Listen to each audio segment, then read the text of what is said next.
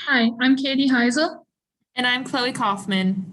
and we are junior history majors presenting The Daughters of the Confederacy and Lost Cause Narratives, how their influence still permeates the 21st century struggle for freedom.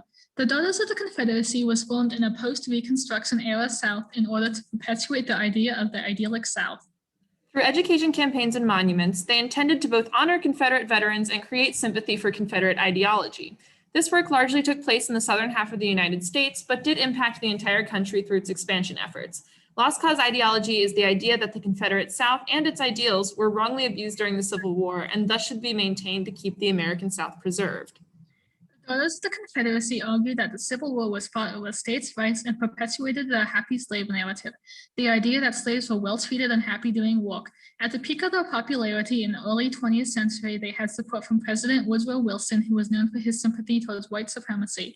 Thus, the Daughters of the Confederacy were able to hold significant influence over the nationwide public.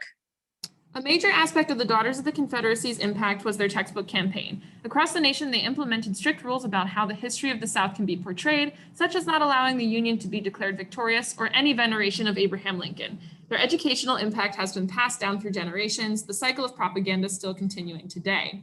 By instilling educational curriculum that promotes lost cause ideology into the foundations of the 20th century education system, the Daughters of the Confederacy would affect how history would be taught and understood, not just for those students learning from the altered textbooks, but also for their children who they teach and their children and so on. It is not simply an educational issue, but also an issue of indoctrination. Throughout our school systems, lost cause ideology is taught to a whole new generation. I live in rural York County, and I remember being taught lost cause ideology in school. Our textbooks and some of our teachers told us that it was not that bad, the slaves were happy, and the Civil War was not fought over slavery. Not every teacher I had upheld this myth, especially in high school, but from an early age, the propaganda of the United Daughters of the Confederacy had an impact. One of the ways the United Daughters of the Confederacy exerted control over the public was through monuments, and many are still up today. For example, the North Carolina Monument in Gettysburg National Battlefield still stands. You can clearly see the language that speaks of the eternal glory of the Confederate soldiers, just one example of the intentional lost cause rhetoric that consistently appears on their monuments. Another ever-present symbol of the Confederacy is the Confederate flag. However, its popular depiction is not actually the original flag of the Confederacy. In fact, it is the flag of the Army of Northern Virginia, the largest part of the Confederate Army. Popularized again in the mid-20th century, this flag is seen all across the United States, not simply in the South. The Confederate flag was the symbol of white supremacy that was used to intimidate African Americans, especially during the Civil Rights Movement. As a representation of not simply white supremacy, but also the institution and defense of slavery, the Confederate flag became a symbol of hatred and outward support for the idea that Black people are inherently lesser than white people. Today, this symbol can be found all across the United States. Clearly, the Confederate flag is not representing Southern heritage in a genealogical sense. Instead, the use of the symbol demonstrates support for inherited ideas of hatred and white supremacy. In the 21st century, the Confederate flag should no longer be seen as Southern pride. Instead, it should be recognized as an intentional message of white power.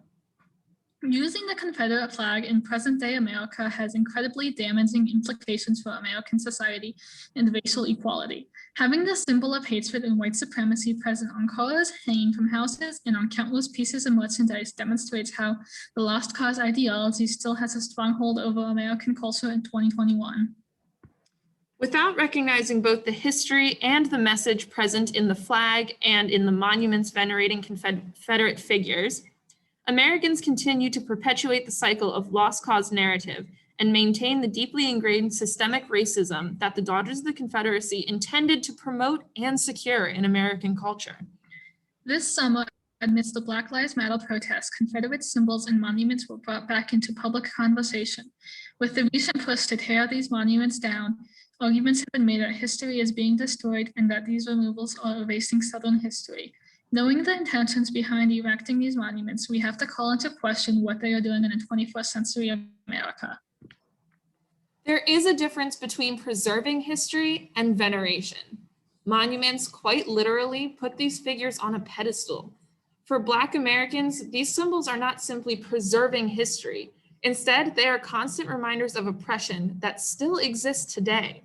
As they remain, Black Americans live in a country that promotes not simply historical inequality, but also continued and systemic oppression. The Daughters of the Confederacy were not attempting to hide their sympathy for white supremacy. Many of their attempts to propagandize the public clearly demonstrate their racist beliefs in the language that they use both on monuments and in textbooks. These efforts attempt to uphold the systematic racism of their day that is still present in today's society. Today, white supremacy continues to be a cancer on society. African Americans face continued discrimination and violence even today, from being viewed as unprofessional and having harder times getting jobs to having an increased risk at being a victim of police brutality. They face many struggles that white Americans simply do not experience. Considering these factors, can all of American society truly realize freedom? In the past, many freedoms have been denied to African Americans. Even after slavery was declared illegal, legal segregation was the law of the land. The civil rights movement made great strides in increasing freedoms for all Americans, but still, some had more than others. Even though freedoms such as the right to vote are now guaranteed, there are attempts to stop some from exercising these freedoms. When we talk about American freedom, the term means different things to different people. However, it is clear that the United States is still plagued with ideologies that support preventing certain people, such as Black Americans, from having these American freedoms. The Daughters of the Confederacy intended for such ideologies to exist for generations to come, and it is clear that they have succeeded. In today's society, we can see areas where they have succeeded in influencing the minds of Americans. Many textbooks today still contain lost cause ideology, and because they are sold nationwide, this affects not just the South. Monuments as well still stand, sending a message that not all Americans are welcome to the freedoms we as a nation claim to provide. Studying history is not always easy to stomach.